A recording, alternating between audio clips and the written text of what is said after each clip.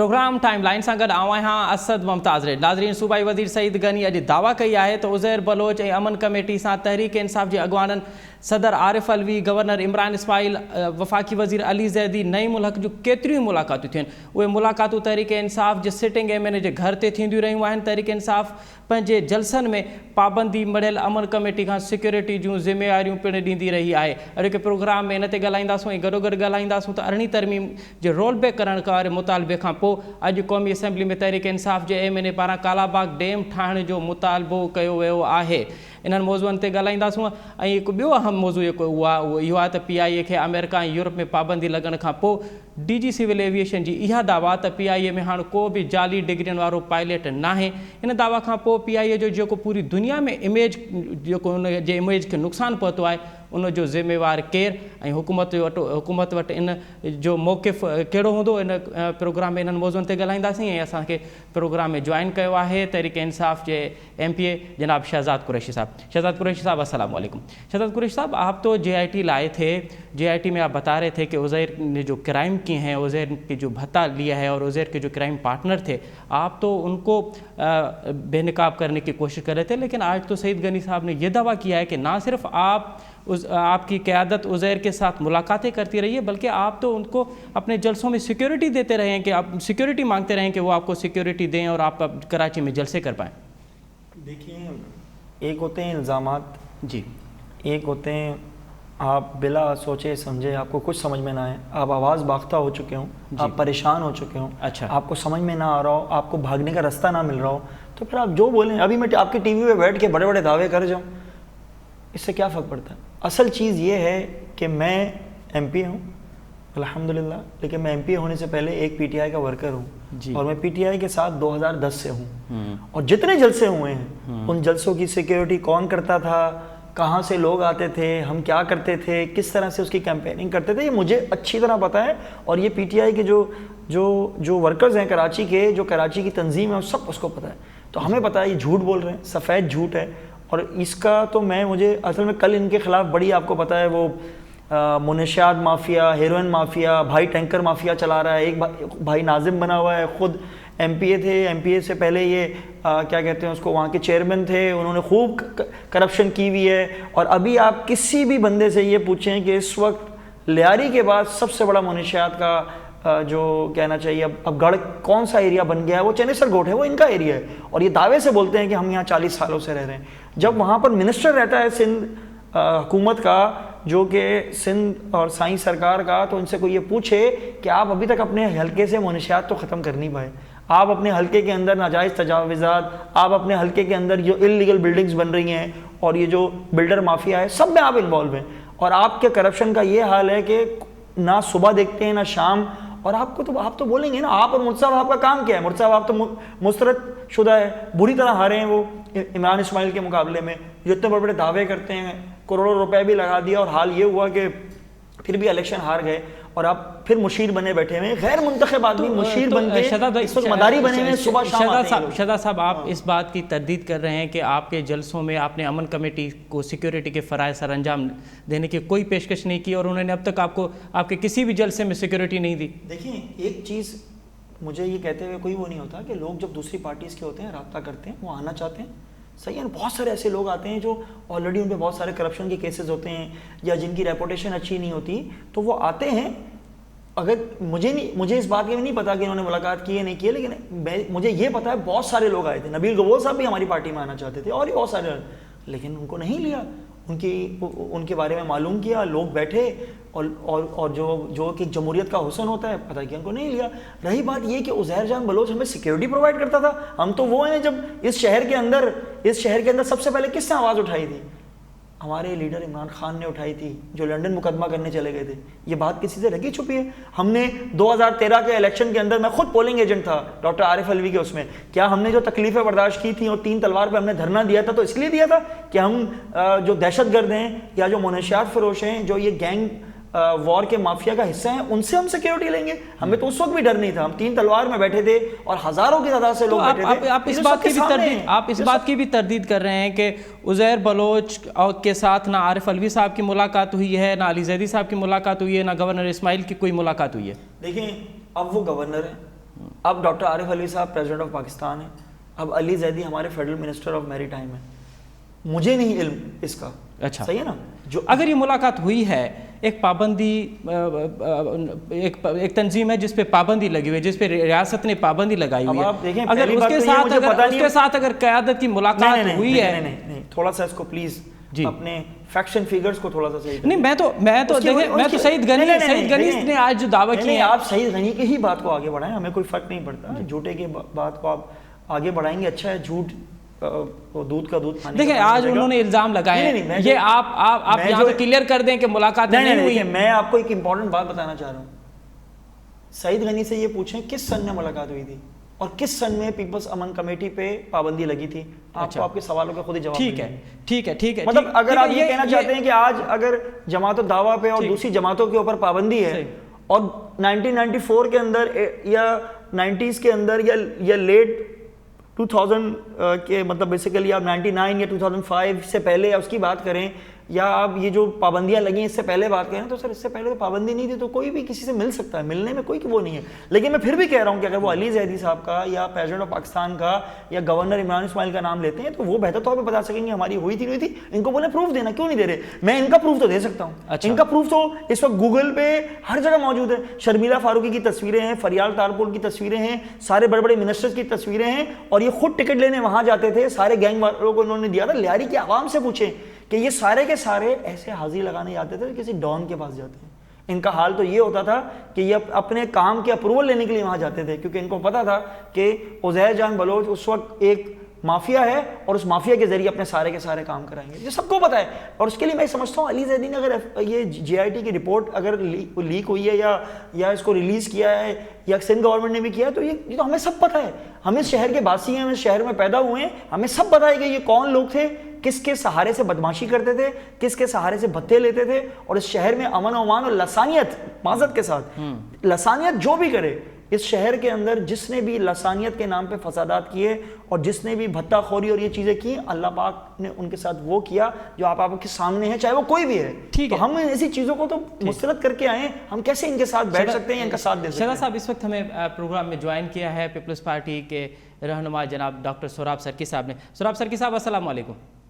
सोराब सरकी साहब, शहजाद कुरैशी साहब चए पियो त अॼु जेके सईद गनी साहब जेको इल्ज़ाम मढ़ियो आहे त सदर आरिफ अलवी ऐं गवर्नर इमरान इस्माइल ऐं अली ज़ैदी जूं मुलाक़ातूं न सिर्फ़ु उज़ैर ऐं अमन कमेटी सां मुलाक़ातूं थियूं आहिनि, बल्कि उन्हनि पंहिंजे जलसनि में सिक्योरिटी पिणु उन्हनि खे ॾिनी आहे, उन्हनि खां सिक्योरिटी वरिती आहे, उन्हनि खे सिक्योरिटी जा फ़राइज़ सर अंजाम ॾियण जी जेका आहे उहा सर्विस पिणु उन्हनि वरिती आहे। पर शहजाद साहब चवे थो त इहो बिल्कुलु हिकिड़ो इल्ज़ाम आहे, पीपल्स पार्टी जी क़यादत उन्हनि सां मेल जोल कयो आहे, पीपल्स पार्टी उते जेको कुझु लियारी में थींदो रहियो आहे पीपल्स पार्टी जे गठजोड़ सां थींदो रहियो आहे।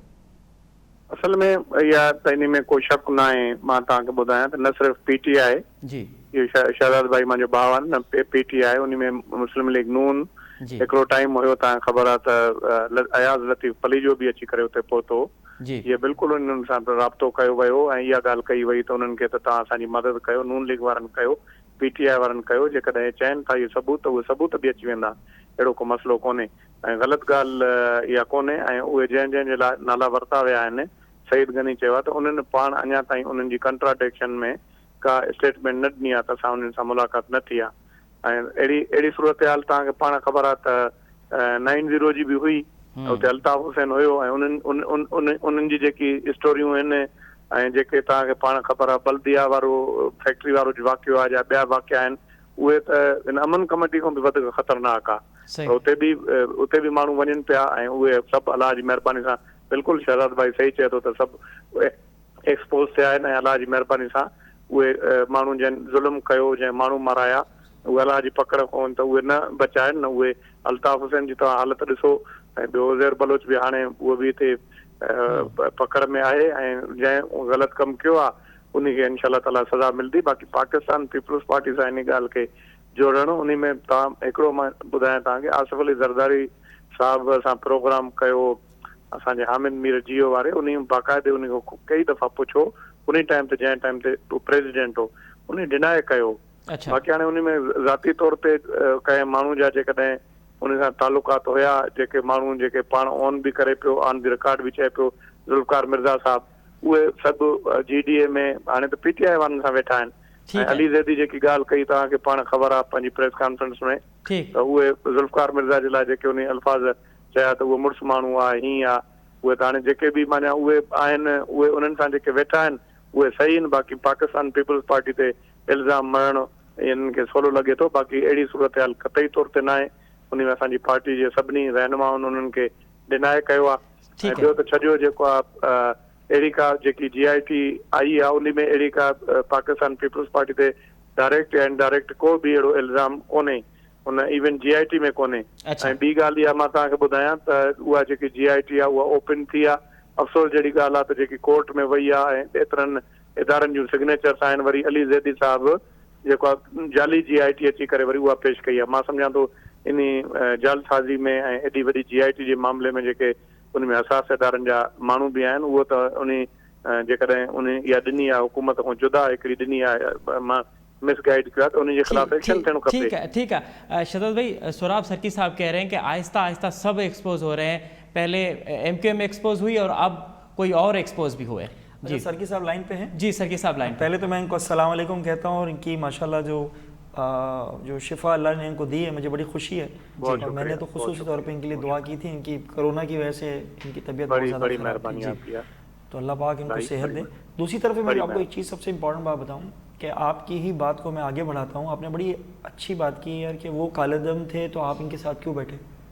तो MQM लंदन तो अभी कालेदम हुई है, तो इनके साथ तो पीपल्स पार्टी भी बैठती हुई आ रही है और तमाम जमातें उनके साथ बैठी हैं, जिसमें हम तो माइनस अल्ताफ़ हुसैन और जो लंदन का गन साफ़ हो गया तो हम उनके साथ बैठे ना। लेकिन ये तो जब लंदन का गन था और अल्ताफ़ हुसैन थे तो ये तो उनके साथ वजारतें शेयर करते थे, हुकूमत में थे, सब चीज़ें थे। रही बात ये कि आज ये उज़ैर जान को इतने दिलो जान से बुरा भला बोल रहे हैं, उस वक्त मैं आपको कहता हूँ पग पहनाते थे। आपको पता है बलूचिस्तान की एक रिवायत होती है, एक इज्जत का एक मकाम होता है, मर्तबा होता है कि आप उनको पग पहनाते हैं। तो इनको तो सरदार तो उनका नाम था ही नहीं उज़ैर जान का, बाकायदा उसको सरदार का लक़ब भी दिया गया, उसको सरदार बनाया गया और जिस तरीके से ये उसकी खिदमत करते थे तो वो तो सबको आया हो गया है कि क्या है क्या नहीं है। रही बात ये कि कहना बड़ा आसान है कि फ़लाँ की मुलाकात हुई, फ़लाँ की हुई, फ़लाँ की हुई, तो आप इसको एपिसोड में क्यों पेश कर रहे हैं। ठीक है, हमने तो आपको बताया कि आप कहाँ कहाँ मिले, कैसे मिले, आपकी वीडियोस, आपकी तस्वीरें, आपकी चीज़ें, तो आप वो भी मैं तो कहता हूँ रिलीज़ करें, अच्छी बात है। और JIT जाली और असली, आप हुकूमत में हैं, आपने अभी JIT रिलीज़ की है, आप उसको जो अली ज़ैदी वाली JIT है उसको जाके कोर्ट में चैलेंज करें। सही, अदालतें आज़ाद हैं, अदालतें आपके हक में फैसला करती है, तो हमें क्या एतराज़ है। ये मामला वैसे भी कोर्ट में चल रहा है और अब अगर सईद गनी साहब ने ये इल्ज़ाम लगाया है कि मुलाकातें हुई हैं तो जाहिर है उनको प्रूफ भी देना होगा इन मुलाकातों का, क्योंकि ये सईद गनी साहब ने आपको ये शहजाद साहब ये एक बहुत बड़ा इल्ज़ाम है कि एक प्रेसिडेंट जो है वो एक पाबंदी वाली तंजीम के साथ मुलाकात करे, लेकिन ये इस मामले नहीं, लेकिन मैं आपको करेक्शन करवा रहा हूँ जी, उस वक्त पाबंदी थी इसके ऊपर, ये इंपॉर्टेंट है। ये सईद गनी से सवाल जुड़ता है कि ये उस वक्त पाबंदी थी और उस वक्त डॉक्टर आरिफ अलवी प्रेसिडेंट थे। अगर खुदा ना मैं अभी भी इसको डिनाई करता हूँ, मुस्तरद करता हूँ, लेकिन आप उस वक्त चेक करें कि उस वक्त पाबंदी थी, तो बिलावल भुट्टो साहब तो उनके साथ जाके सुबह शाम बैठे होते थे, जरदारी साहब की उनके साथ महफिलें होती थी, और जब जरदारी साहब प्रेसिडेंट थे उस ज़माने में तो ये सारे के सारे इत्तेहादी थे। आपको पता है मैंने जो शाहजहां जो बलोच हैं वो किसके कहने पे इन्होंने बनाया था, तो आप उसकी बात करें। अब प्रेसिडेंट साहब अभी हैं, उसको आप उठा के उससे मेरी समझ से वाला था। चले, ये आप उन पे इल्जाम मार रहे हैं, वो आप पे इल्जाम लगा रहे हैं। इल्जाम नहीं, मैं हकायत की बात कर रहा हूं कि उसको कालेदम थी नहीं। अब JIT क्योंकि पॉलिटिसाइज हो गई है तो हम इसको यहीं रहने देते हैं। शहजाद साहब, एक और बड़ा मामला है, वो है PIA के पायलट्स का, जिसने पूरी दुनिया में हमारा जो इमेज है उसको आप देखें कि यूरोप में पाबंदी लगी, अमेरिका में पाबंदी लगी, पूरी इंटरनेशनल मीडिया ने उसको जिस तरीके से रिपोर्ट किया है वो इमेज अच्छा नहीं। कल जो DG सिविल एविएशन का ये दावा आया है कि भाई अब हमारे पास एक भी जाली डिग्री वाला पायलट नहीं है, तो आप क्या समझते हैं कि अब सिविल एविएशन का जो DG है वो सही बात कर रहा है या वफाकी वजीर सही बात कर रहा है? देखिए, पहले तो मैं आपके सवाल के अंदर से एक चीज़ पूछूंगा, क्या उन्होंने बोला है अब नहीं है या पहले भी नहीं था? उन्होंने कहा है ही नहीं, एक भी नहीं है। अच्छा, हाँ। तो अब ये मेरा ख्याल है कि अगर DG सिविल एविएशन वालों के जो DG हैं उन्होंने ये कहा है तो उसका बेहतर जवाब मेरा ख्याल है हमारे फेडरल मिनिस्टर। तो आप ये समझते हैं कि ये इस मामले से पहले, क्योंकि पूरी की पूरी जो इमेज है PIA का और पूरे मुल्क का इमेज है वो खराब हुआ है, तो पहले इन्वेस्टिगेशन होती है, उसके बाद अगर इस तरह का कोई फैसला होता तो उन्होंने इंक्वायरी कमेटी की रिपोर्ट पे बोला था, उन्होंने ऐसे हवा में बात नहीं की थी। جو انہوں نے اپنی طور پہ انہوں نے پوری ایک یہ رپورٹ جو ہے نا، یہ جو ہمارے پائلٹس کا ایشو ہے یہ ابھی کا نہیں ہے، یہ 8-10 سال سے چلتا ہوا آ رہا ہے. ہر گورنمنٹ اس کو دباتی گئی. ہمارے فیڈرل منسٹر نے اسمبلی فلور کے اوپر بتا دیا کہ یہ چیزیں ہیں، یہ پرانی تحقیقات ہیں. شہزاد صاحب یہ تو سالوں سے معاملہ ہے، لیکن پائلٹس کے جعلی ڈگری کا بغیر انویسٹیگیشن کے بغیر کچھ کیے ایسے ہی کہہ دینا کہ ہمارے پاس سب سے امپورٹنٹ بات یہ ہے کہ یہ انویسٹیگیشن زرداری دور میں بھی ہوئی، زرداری دور میں پائلٹ بھرتی ہوئے، آپ کا نواز شریف دور میں بھی ہوئی، انہوں نے ہولڈ کی ہوئی تھی. انہوں نے اس رپورٹ کو پڑھا ہے، آپ چیک کر لیں. اچھا، انہوں نے اس کی جو پرانی، آپ کہہ رہے ہیں کہ پیپلز پارٹی کے دور میں انویسٹیگیشن ہوئی ہے لیکن انہوں نے رپورٹ کو دبایا. اس کو انویسٹیگیشن کہہ دیں، بے ضابطیاں جو نظر آ رہی تھیں، جو چیزیں تھیں انہوں نے دبا دی تھیں. اور بے ضابطیاں الگ چیز ہے نا. میں اس کو دونوں چیزوں سے آپ کو سمجھانے کی کوشش کر رہا ہوں کہ پائلٹس کا جو ایشو ہے، آپ کو شاید یاد ہو نون لیگ کی گورنمنٹ میں بھی اٹھا تھا، زرداری صاحب کی گورنمنٹ میں بھی اٹھا تھا. آپ مس مینجمنٹ کی بات کر رہے ہیں یا جعلی ڈگری پہ انویسٹیگیشن کی بات کر رہے ہیں؟ دیکھیں، اگر میرا پیپر آپ دے دیتے ہیں اور میں پاس ہو جاتا ہوں تو میں پاس نہیں ہوں. ٹھیک، پلیز ٹرائی ٹو انڈرسٹینڈ. میرا پیپر آپ دے دیتے ہیں یا میں بیٹھ کے چیٹنگ کرتا ہوں، اور وہ کیونکہ دیکھیں آپ نے چیٹنگ کر کے میٹرک کر لی، انٹر کر لیا، وہ بھی غلط بات ہے، اس کو بھی میں وہ کرتا ہوں، لیکن اس کا اتنا نقصان نہیں ہے. لیکن اگر آپ نے پائلٹ ہیں اور آپ کو پیپر، آپ کو یہ بات پتا ہے پائلٹس کو کتنے آورز کمپلیٹ کرنے ہوتے ہیں ہر سال ان کے، یا 2 سال بعد، اللہ کمی بیشی معاف فرمائے، جو میں نے پڑھا تھا کہ اس میں کورسز آپ کو کرنے پڑتے ہیں کیونکہ نئی نئی ٹیکنالوجیز آ جاتی ہیں. جیسے آپ کے ڈاکٹر کرتے ہیں، اسپیشلائزیشن کرتے ہیں، چیزیں کرتے ہیں، تو اس کے اندر اگر وہ پیپر کے اندر ہیر پھیر ہوئی ہے، چاہے وہ 8 پیپر دیکھیں. ہم نے اس ایشو پہ کوئی 6-7 پروگرام کیے ہیں. پالپا کا سیکریٹری ہمارے بہت سے پروگرام، سر پالپا نے جتنا اس ملک کو بلیک میل کیا ہے، اچھا، جتنا یہ پائلٹ، آپ بھول رہے ہیں پائلٹ نے پی آئی اے 3 دن بند رکھی ہے، آپ بھول رہے ہیں 10 دن بند رکھی ہے. یہ میرا یہی تو کہنا ہے کہ کوئی بھی یونین، کوئی بھی ادارہ قانون سے بالا تر نہیں ہونا چاہیے. مجھے آج بھی اچھی طرح یاد ہے پرائیویٹائزیشن کی بات ہو رہی تھی نون لیگ دور کے اندر، اس وقت پائلٹس نے جس طرح سے تھریٹ کیا تھا یا جس طرح سے چیزیں کی تھی، مجھے وہ آج بھی یاد ہے. میں آج پی ٹی آئی کا وہ ہوں ریپریزنٹیو، اور میں پی ٹی آئی کا ہوں، لیکن جو سچ ہے وہ سچ ہے. چلیں اس چکر یہ ساری گروپنگ ختم ہو رہی ہے. اور رہی بات، میں آپ کو بتا دوں کہ پی آئی اے کی بے عزتی ہو گئی، پاکستان کی ہو گئی، ایسا نہیں ہوتا. آپ جب کسی چیز کو ہائی لائٹ کرتے ہیں، کسی خامی کو ہائی لائٹ کرتے ہیں، تو آپ کو ڈرنا نہیں چاہیے. فیوچر کے لیے آپ کا ادارہ انشاءاللہ ان ساری خامیوں سے دور ہو جائے گا انشاءاللہ. ڈاکٹر سرکی صاحب سے پوچھتے ہیں کہ ان کے دور میں کوئی انویسٹیگیشن ہوئی ہے، اگر ہوئی ہے تو پھر انہوں نے ظاہر کیوں نہیں کی؟ سرکی صاحب، شہزاد قریشی صاحب چاہے پہ تو انویسٹیگیشن تو نون لیگ کے دور میں بھی تھی، ڈگرین والے معاملے تھے، پیپلز پارٹی کے دور میں تھی، پر انہوں نے انویسٹیگیشن رپورٹ ظاہر نہ کئی، اساں ظاہر کئی سوں. اصل میں ہکڑی گال ॿुधायां त जहिड़े नमूने सां PTI जा जेके आहिनि मिनिस्टर, जेकी गैर ज़िम्मेदारी जो जेको मुज़ाहिरो कयो आहे, जेको पाकिस्तान खे नुक़सानु पहुचायो आहे, पाकिस्तान जे पायलटनि खे नुक़सानु पहुचायो आहे, ऐं हाणे जेकॾहिं उहा रिपोर्ट सही हुई त पोइ हाणे जेकी जेको हिननि वारो PIA वारो डायरेक्टर चए थो, उहा कहिड़ी ॻाल्हि करे थो? या त मिनिस्टर सही न आहे या सही न आहे. अच्छा, हाँ, सिविल एविएशन जे डीजी चयो आहे, सिविल एविएशन जो जेको चए थो. हाणे एॾी हिकिड़ो स्टेटमेंट ख़तरनाक हिननि ॾेई छॾी, ऐं उन जो तव्हां पाण ॾिसो त तक़रीबन जेको मूंखे ख़बर पई आहे त तक़रीबन जेको आहे 50 करोड़ रुपयो डेली PIA खे नुक़सानु थिए थो. ऐं पूरी दुनिया में असांखे एयर स्पेस जेके आहिनि या ॿिया जेके मामलात आहिनि, जेके असांजी जेकी पूरी असांजी जेकी रजिस्ट्रेशन थियल हुई, उहे सभु ख़त लिखी करे कैंसिल करनि था. एतिरी गैर ज़िम्मेदाराना बयान ॾियणु अची करे असेंबली में, ऐं उन मां नथो सम्झां त कॾहिं बि पाकिस्तानियूं जहिड़े बि जेके बेकार में बेकार जेके आहिनि, इवन फौजी हुकूमतनि में अनएक्सपीरियंस जेके वज़ीर आहिनि, कॾहिं बि अहिड़ियूं हरकतां न कयूं जेके हाणे PTI जा मिनिस्टर वेही करे माने ऑन द रिकॉर्ड जेके आहिनि उहे पूरे मुल्क खे बदनाम करनि था. मूंखे सम्झ में नथो अचे. ॻाल्हि इहा त ॿियो को बि प्रॉब्लम कोन्हे. जेकॾहिं का ग़लती थिए त उन खे सही कजे न, उन ते बीह रहिजे, ज़िद कजे, अड़िजी वञे, ऐं पूरो मुल्क, हालांकि तव्हां पाण ॾिसो त पूरे मुल्क अहिड़े क़िस्म जी का बि ॻाल्हि कोन्हे. जेकॾहिं का इंक्वायरी थिए, एॾो सेंसिटिव मामिलो आहे नून लीग जे में या कंहिं ॿिए में पीपल्स पार्टी जे दौर में, त उहो कीअं माण्हू उन खे जेको आहे लिकाए सघे पियो? मुमकिन ई न आहे. ऐं पूरी दुनिया में इन्हनि सभु जेके आहिनि, जेके लेसन्स आहिनि, उहे ट्रस्ट कंदा पाकिस्तान ते, ऐं पाकिस्तान जो पूरी दुनिया में इमेज ख़राब थी वियो. ऐं जेकॾहिं इहा जेकी बि ॻाल्हि हुई बि का अहिड़ी का सिचुएशन हुई त उनखे चङी तरह थॉरोली डीपली उनखे ॾिसजे हा ऐं उनजी इन्वेस्टिगेशन करे पोइ अची करे का स्टेटमेंट ॾे मिनिस्टर साहिबु, उहो बहितर हो। हाणे सिविल एविएशन वारा जेके आहिनि उन्हनि खे सभु डिनाए करनि था, सभु चवनि था लेसन सही आहिनि, आवर्स बि सही आहिनि, पायलट बि सही आहिनि, हिकिड़ी स्टेटमेंट ॾेई करे पूरे मुल्क खे बदनाम करे छॾियो मिनिस्टर। हाणे उनजो छा थियणु खपे, तव्हां मूंखे ॿुधायो न। सरकी साहब जेका DG सिविल एविएशन जी स्टेटमेंट आहे ऐं वफ़ाक़ी वज़ीर जी जेको दावा, उहो ॿई हिक ॿिए जे बिल्कुलु तज़ाद में आहिनि, पर इन में हिकु वॾो नुक़सानु थियो आहे, उहो PIA जे इमेज जो थियो आहे। यूरोप में पाबंदी लॻी वई, अमेरिका में पाबंदी लॻी वई, इन जो ज़िम्मेवार कंहिंखे करार ॾिजे? हा जी, ज़िम्मेवार त साईं हुकूमत आहे न, आहे त अल्टीमेटली जेकी आहे गवर्नमेंट आहे न, प्राइम मिनिस्टर आहे। जी, प्राइम मिनिस्टर ज़िम्मेवार आहे। हा, उहे ज़िम्मेदार आहे। ॾिसो न, टीम जो कैप्टन आहे ऐं उन में मूंखे सम्झ में नथो अचे त ज़ाहिर आहे जेकी एॾी वॾी स्टेटमेंट ॾिनी हूंदी, मिनिस्टर त ज़रूरु उन खे जेको आहे सेक्रेटरी ॿुधायो हूंदो या जेको आहे पूरो, मां पाण मिनिस्टर बि रहियो आहियां, बाक़ाइदे उनखे ब्रीफिंग ॾिनी वई हूंदी। ईअं हवा में अची करे त उन न कई हूंदी न।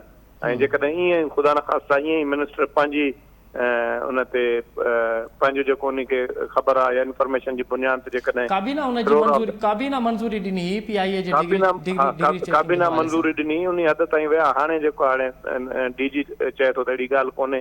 ऐं जेको नुक़सानु थियो आहे मुल्क जो इमेज जेतिरो ख़राबु थियो आहे ऐं जेको नुक़सानु थियो आहे PIA जो, तव्हां पाण ॾिसो त हाणे PIA त तक़रीबन जेको आहे हिननि ख़तमु करे छॾी। ऐं पहिरियों ई असांजी जेकी सूरत हाल ॾाढी ख़राबु हुई ऐं उते माण्हू आहिनि, उन्हनि खे एम्प्लॉय आहिनि, जेके पायलट आहिनि, उन्हनि खे पैसा ॾियणा आहिनि। हाणे जेको आहे 50 करोड़ डेली बेसिस ते 50 करोड़ रुपया जेको आहे नुक़सानु थिए थो, उन जो बि तव्हां अंदाज़ो लॻायो। त हाणे इहे सभु शयूं आहिनि, इहे सीरियस ॻाल्हियूं आहिनि। ऐं जेकॾहिं उन में का ग़लती थी आहे या छो थी आहे, उन्हनि खे मुंहिंजे ख़्याल में हुकूमत खे जेको फेडरल मिनिस्टर आहे या फेडरल गवर्नमेंट खे इन जो ज़रूरु जवाबु ॾियणो खपे। बाक़ी हाणे ईअं आएं बाएं शाइनि जेके आहे, चलो जीअं तव्हां ई ॾिसो था, मीडिया बि मॉनिटर करे थी। मां हाणे इस्लामाबाद में हुउमि, उते अदी नफ़ीसा शाह बि उते इहा प्रेस कॉन्फ्रेंस कई इस्लामाबाद में, मां बि उन सां गॾु वेठो हुउमि। उन बि इहे ॻाल्हियूं कयूं त हेॾो वॾो नुक़सानु थियो आहे, हेॾो इमेज ख़राबु थियो आहे, उनजी आख़िर त कोई त ज़िम्मेदारी खणे न। ऐं अॻे प्राइम मिनिस्टर साहिबु इहा ॻाल्हि कंदो हो त जेकॾहिं को एक्सीडेंट थिए त प्राइम मिनिस्टर साहिब खे इस्तीफ़ा ॾियणो खपे, को ॿियो थिए।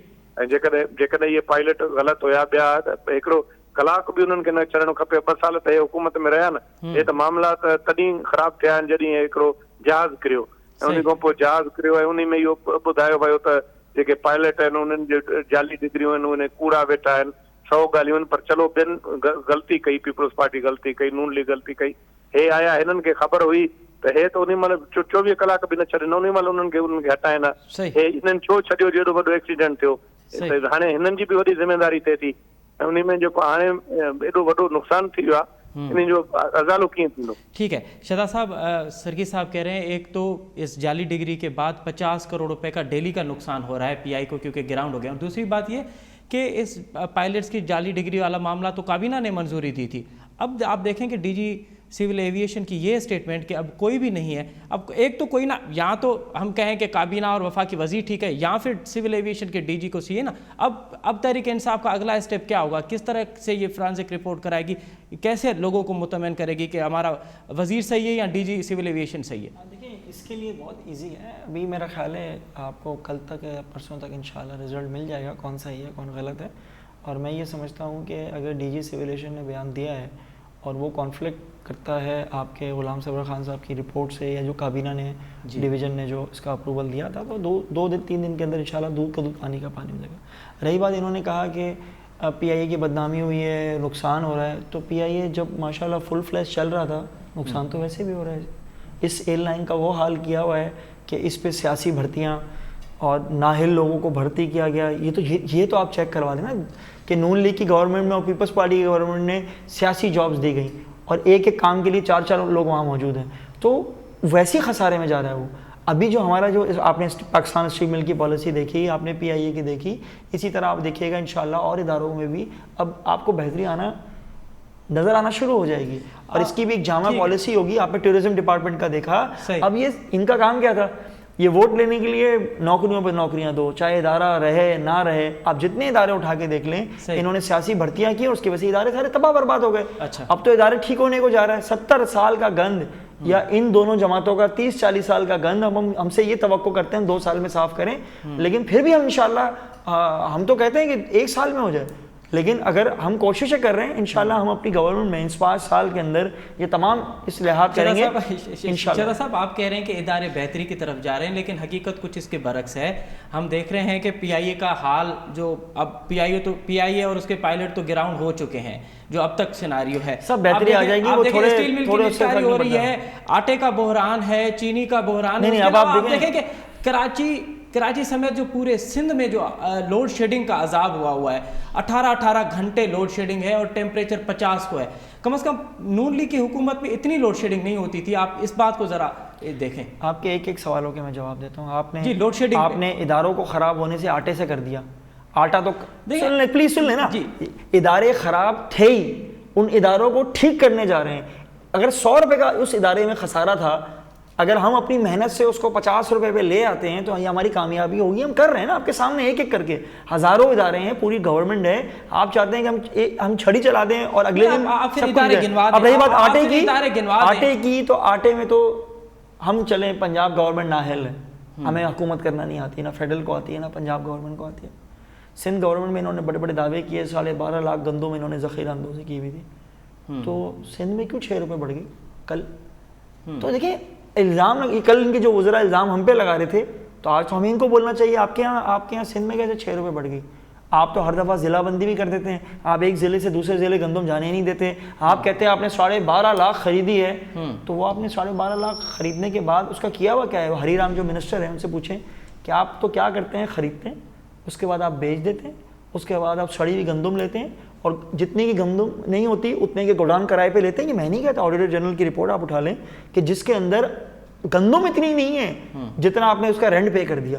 تو اس طرح کی باتیں کرتے آئیں گے تو میرا خیال ہے اس پروگرام کو 4 گھنٹے ہو جائیں گے، لیکن میرا آنسر صرف یہ ہے کہ ادارے ٹھیک کرنے جا رہے ہیں، اداروں میں بہتری آ رہی ہے۔ کل بھی آپ نے دیکھا سول سرونٹ کا بل 2020 پیش کیا جا رہا ہے، آرڈیننس آ رہا ہے، جس کے اندر اب بیوروکریسی کا بھی احتساب ہوگا، سب کا ہوگا، کوئی بری زماں نہیں ہے، چاہے وہ پولیٹیشین ہے، چاہے وہ بیوروکریسی ہے، کوئی بھی ادارہ ہے۔ تو آہستہ آہستہ ہر چیز کی طرف ایک وہ جا رہی ہے۔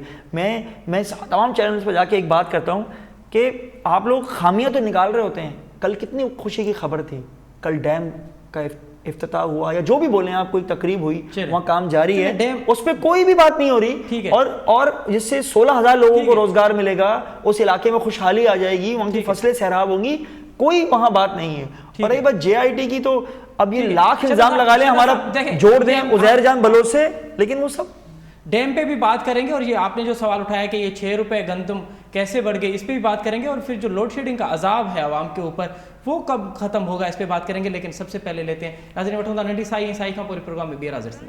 ناظرین پروگرام میں ایک دفعہ بیر اوان کے بھلی کار پروگرام کھا میں شہزاد قریشی صاحب یہ سوال اتھاریو تو وفاق کا پنجاب میں ایک حکمرانی تھے پئی، ایک بیڈ گورننس جو ایک گال تھے پئی، وہ پہنجی جائے تے، پر یہ کال سندھ میں 6 روپیا کنک کییں ودی وئی، یہ سوال کنداسوں پی پی جے اگوان جناب سوراب سرکی صاحب شہزاد صاحب چوے تو اساں تے الزام لگن تھا پیا تو اساں مافیاز یا جے بھی الزام آئین، پر کل 6 روپیا کنک کییں ودی وئی سندھ حکومت دعوان کے باوجود؟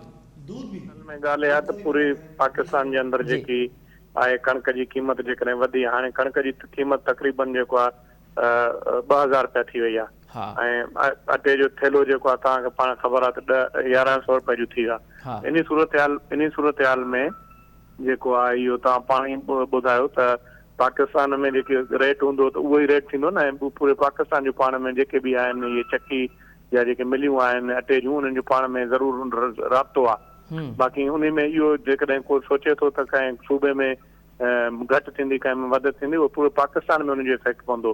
اساں تو ہاں ظاہر ہے اصانجی جی پان خبر ہے پوئیں سال اصا کے نیب سجو ڈسٹرب کرے چھڈیو، اساں خریداری نہ کرے سگھیاسیں، ہن دفعے کوشش کرے خریداری کئی آ، ان میں ہنن پان ان شے جو نوٹس ورتو آ، prime minister sub chief secretaries بھی گھرایا، یہ کوشش کرن تھا، ان جو پورے پاکستان سے افیکٹ پوندو ہے، یہ ذمہ واری فیڈرل گورنمنٹ جی ہے، ان میں فیڈرل گورنمنٹ سرکی صاحب ہے 18 ترمیم کا پو زراعت فوڈ تو پروونشل سبجیکٹ ہے، اگر ریٹ ودی ویو آ تو حکومت سندھ حکومت جی ریٹ کتنے آ، اگر تمام چو تھا پہ 1800 روپے تے ہاں سائیں ان مہنگو تھی ویو آ تو پو تہاں جا ادارہ چھا تھا کن؟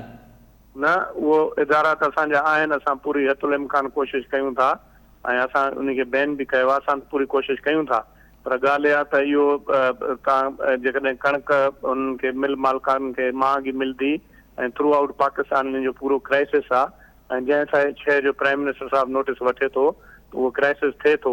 बाक़ी असां त हथुल इम्कान कोशिशि कंदासीं त जेतिरो थी सघे। मिलनि खे त कणिक सिंध हुकूमत ॾींदी आहे न, सिंध हुकूमत जेका कणिक ख़रीदारी कंदी आहे उहा ई मिलनि खे वेंदी आहे, त पोइ तव्हां उन्हनि खे महांगी था ॾियो। अर्ज़ु आहे त असां जेके सिंध हुकूमत जेके ॾींदी आहे त जेके असांजी खपत आहे उन जी 10 खां 15% उन खे उहे ॾेई सघनि था ऐं इहा ई टारगेट हूंदो आहे, वधि में वधि 10 खां 15, वधि में वधि 20%। 80% पोइ काॾे वञनि, उहे त ॿिया जेके तरीक़ा आहिनि जिथां उन्हनि खे ॿी कणिक मिलंदी आहे, जेके नंढियूं वॾियूं चकियूं आहिनि, उहे उन्हनि खे उहे असां पूरे हुनखे सूबे खे त कोई बि न पंजाब ॾेई सघे थो, न ख़ैबर पख्तूनख्वा ॾेई सघे थी, कोई बि नथो ॾेई सघे। जो तव्हां कंहिंखां बि पुछी वठो, जेके फूड जो को माहिर हुजे उन खां तव्हां पुछी वठो, त उन हिसाब मुताबिक़ जेको आहे इहो ॾाढो मुश्किल थींदो। मां ग़लति ॻाल्हि कयां तव्हां आसान लफ़्ज़नि में इहो था चओ त हुकूमत जी मिल मालिकनि ते हाणे रिट ख़तम थी चुकी आहे। न मां ईअं नथो चवां, बिल्कुलु असां त हथुल इम्कान कोशिशि कंदासीं ऐं इहा जेकी आहे हिननि जी ग़लति पॉलिसियुनि जे करे, हिननि जी जेकी आहे ग़लति जेके आहे सॼो जेको आहे तव्हां जो सॼो फेडरल गवर्नमेंट जो आहे, इहे जेके बि इशूज़ आहिनि। सरकी साहब इहो थोरो सम्झाइजो न असांखे, फेडरल गवर्नमेंट जो कीअं? वज़ीर आज़म त कल्ह बि चए पियो त का अहिड़ी पॉलिसी जोड़िजे जेको या त तव्हां कणिक बरामद कयो, हू पियो चवे, या त वरी तव्हां मार्केट में कणिक आणियो। सिंध हुकूमत जो इहो स्टैंड आहे त हिन वक़्तु अगरि असां मार्केट कणिक आंदीसूं, कणिक मार्केट में आंदीसूं, त पोइ दिसंबर ऐं जनवरी में बहरान थींदो। कणिक त हिन वक़्तु सिंध हुकूमत वटि आहे। मां त तव्हांखे ॿुधायां थो न त जेको हिन दफ़े जेकी सूरत हाल थी, त उहे तव्हां ख़बर आहे त तव्हां इहो मूंखे सही फिगर्स न आहिनि, तव्हां पंजाब वारनि खे बि कणिक कोन मिली आहे, गवर्नमेंट खे, सिंध गवर्नमेंट खे बि न मिली आहे। छाजे करे न मिली आहे? जो गवर्नमेंट जो रेट घटि हुयो ऐं आम जेको मार्केट में रेट वधीक हो, उन में 15 हिननि जो जेको रेट हुयो थोरो उन खां 200-300 रुपया वधीक मिले थो। त माण्हुनि जेको आहे उहे जेके ख़रीदारी कोई बि सूबो सही तरीक़े सां न करे सघियो आहे। सरकी साहब शहजाद साहब सवाल पियो करे त कराची में खीर वधी वियो आहे 15 खां 20 रुपया फी किलो, उन में बि वफ़ाक़ ऐं पंजाब हुकूमत इन्वॉल्व आहिनि। ॾिसो, खीर वधी वियो आहे त मां हिकिड़ी ॻाल्हि ॿुधायां त इहो उन में जेकी कोशिशि कई वञे थी ऐं तव्हांखे पाण ख़बर आहे त कमिश्नर या जेको सिंध गवर्नमेंट उन में पूरा स्टेप वठे थी ऐं उन में कंट्रोल करण जी कोशिशि करे थी। इंशाल्लाह ताला उन ते कंट्रोल कंदासीं। रहियो सवाल इहो त मां ॿुधायां तव्हां कणिक जे मामले में मां पाण एग्रीकल्चरिस्ट आहियां, उन में इहो मां तव्हांखे चई छॾियां त को न को सूबो कंहिं में घटि हूंदी वधीक हूंदी, छाकाणि त हाणे अटो कणिक तमामु घणी महांगी थी वई आहे ऐं ईअं त कोन थींदो जो मिलनि वारा या जेके आहिनि उन्हनि खे कणिक महांगी मिले ऐं सस्ती करे अटो विकिणनि, इहो दुनिया में किथे बि कोन थींदो आहे। ऐं उन में जर्नली जेके बि आहिनि इहे प्राइम मिनिस्टर साहिबु उन सभिनी सूबे जे चीफ सेक्रेटरीज़ खे घुराए करे उन कोशिशि कई आहे ऐं उहो सॼे पाकिस्तान में जेकॾहिं इहो उन कंट्रोल थिए ऐं उन जे रेट ते को कंट्रोल थिए त पोइ थी सघे थो, अदरवाइज़ जेको आहे कणिक अञा महांगी थींदी, अटो तमामु घणो महांगो थींदो, वॾो बहरान पैदा थींदो, जो मां तव्हांखे ॿुधायां। उन में जेको आहे उन में इहो जंहिं बि तव्हां मिल ते वेंदा हुए या चकी ते वेंदा हुए, कंहिं बि दुकान ते वेंदा हुए, उहो खणी उनखे चवंदो साईं मां खे हे जेकी शइ आहे उहा 10 रुपए मूंखे मिली आहे, उनखे तव्हां असां कीअं चवंदासीं तव्हां 8 रुपए विकिणो, 2 रुपया रोके। ग़रीब माण्हू जेको आहे उहो दुकानदार या उहो जेको मिडिल मैन या ॿिया जेके आहिनि उहे नुक़सान कीअं कंदा? इहो सॼो पॉलिसी हुजणु खपे या पॉलिसी गाइडलाइन फेडरल गवर्नमेंट। सही, शहजाद साहब, सरकी साहब कह रहे हैं कि इस मामले पे वफाक और सिंध ने एक पॉलिसी बनाने की ज़रूरत है जिस पे पूरे मुल्क में एक रेट हो, ऐसा ना हो कि एक सूबे में दूसरा रेट हो और दूसरे सूबे में दूसरा रेट हो, तो उसमें भी मामला ख़राब होंगे। लेकिन मैं एक और जो इशू बहुत अहम इशू है उस पर आपको के राय लेना चाहता हूँ कि आज आपके MNA जनाब सनाउल्लाह साहब जो हैं, उन्होंने आज सनाउल्लाह साहब ने जो आज कालाबाग डैम का मुतालबा किया है कौमी असेंबली पे। एक तो आप बताइए कि आपकी पार्टी का इस हवाले पे क्या मौक़िफ़ है और क्या ये आप उसका ज़ाती मौक़िफ़ है या आपकी पार्टी भी इस हवाले से मुशावरत रखती है उसके साथ? देखिए, बात ये है कि वो उनका ज़ाती मौक़िफ़ है। अच्छा, हमारा अगर पार्टी का कोई मौक़िफ़ आएगा तो हमारी पार्टी तर्जुमान की तरफ से आएगा जी। और इमरान खान साहब ने हमेशा से ये कहा है कि जो भी डैम बने और जिस सूबे में बन रहा हो या आसपास के जो दूसरे सूबों के मफादात का ख्याल रखा जाए।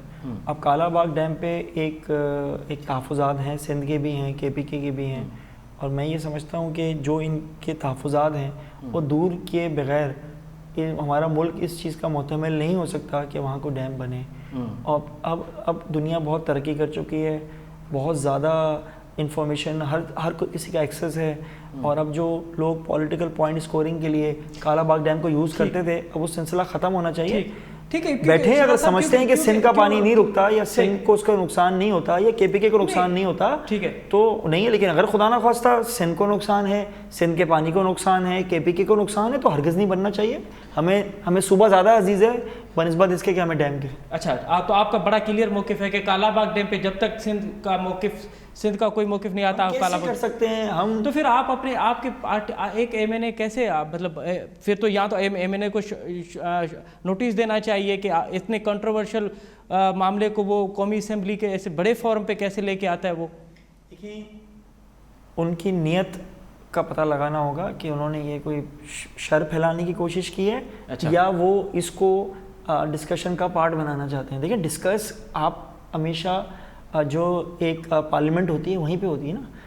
یہ اور بات ہے کہ انہوں نے اپنے طور پہ کوئی چیز ایک شوشہ چھوڑ دیا ہے تو اس کے لیے میرا خیال ہے جو ہماری پارٹی ہے وہ ان کو پوچھنا چاہیے. لیکن میرا یہ ہے کہ ڈسکشن ہمیشہ ہونی چاہیے, لیکن وہ مثبت اور اس پہ کوئی تعمیری ہو کہ اس سے کوئی فائدہ ہو سکے کسی بھی صوبے کا. کالا باغ ڈیم پہ تو اتنی ڈسکشن ہوئی ہے, اس پہ اس کے ٹیکنیکل شعبے پہ, اس کے پولیٹیکل, اس پہ اس کے پانی کے معاملے پہ. دیکھیں انفارچونیٹلی جو ڈسکشن اگر ٹیکنیکل سائٹ پہ ہوئی ہو یا وہی وہ ایک الگ بات ہے, لیکن جو ہمارے پولیٹیشین نے جو اس پہ ڈسکشن کر کے اس کو جتنا کنٹروورشل بنا دیا ہے, میرا خیال ہے کہ اس کے لیے تو جب تک آپس میں کمیٹی نہ بنی نا سب کو شامل نہ کریں. لیکن سندھ پہ ہم کمپرومائز نہیں کر سکتے. شہزاد صاحب چاہے تو کالا باغ ڈیم تے ڈسکشن تھی سکے تھی, کالا باغ ڈیم تے ڈسکشن کا خراب شے نہ ہے. چھا چمدا ہوا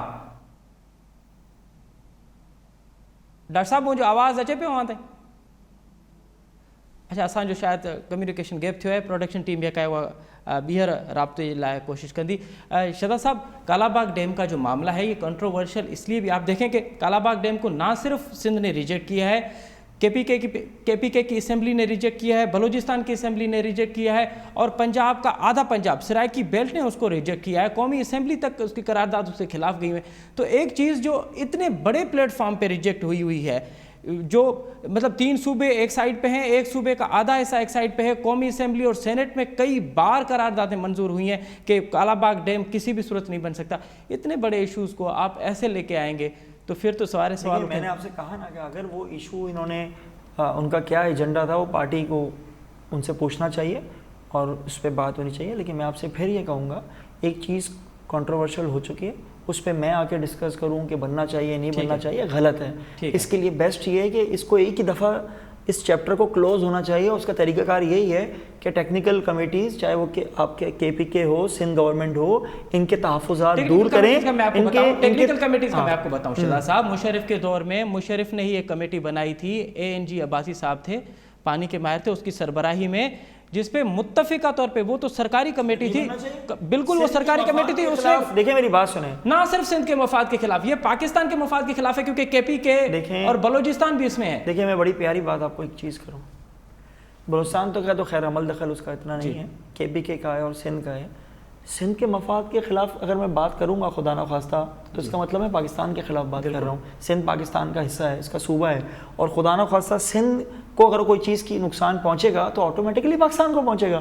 تو یہ کے پی کے کو پہنچے گا, آٹومیٹکلی پاکستان کو پہنچے گا, کیونکہ ہم ایک اتحاد کا ہمیں مظاہرہ کرنا ہے. اور میں آپ کو پھر بول دوں کہ چاہے کوئی بھی ڈیم ہو, اگر اس پہ سندھ صوبے کے لوگوں کا یا سندھ کی عوام کے تحفظات ہیں, میں پولیٹیشین کی بات نہیں کرتا, صحیح کہہ رہے ہیں, عوام کے تحفظات ہیں, اور اس سے اگر خدا نہ خواستہ سندھ کو نقصان پہنچتا ہے اس کو نہیں بننا چاہیے اور نہ ایسے ایشوز کو کھڑا کرنا. بہت بہت شکریہ شہزاد صاحب, ڈاکٹر سوراب سکی صاحب, بیرن بہت مہربانی جی, مہربانی. ناظرین اما شہزاد قریشی صاحب جی گالی ॿुधी उन्हनि चयो त को बि डैम जंहिं ते सिंध जे माण्हुनि खे तहफ़ुज़ात आहिनि, जिन खे सिंध जे माण्हुनि खे यकीन उन ते शक ऐं शुबा आहिनि, त अहिड़ो डैम न ठाहिणु घुरिजे, छाकाणि त अगरि इन तरह जो तव्हां प्रोजेक्ट इस्तेमालु कंदो त उहो जेको सिंध जे ख़िलाफ़ु आहे, यकीननि असां सम्झंदासीं त उहो प्रोजेक्ट पोइ पाकिस्तान जे ख़िलाफ़ु थींदो.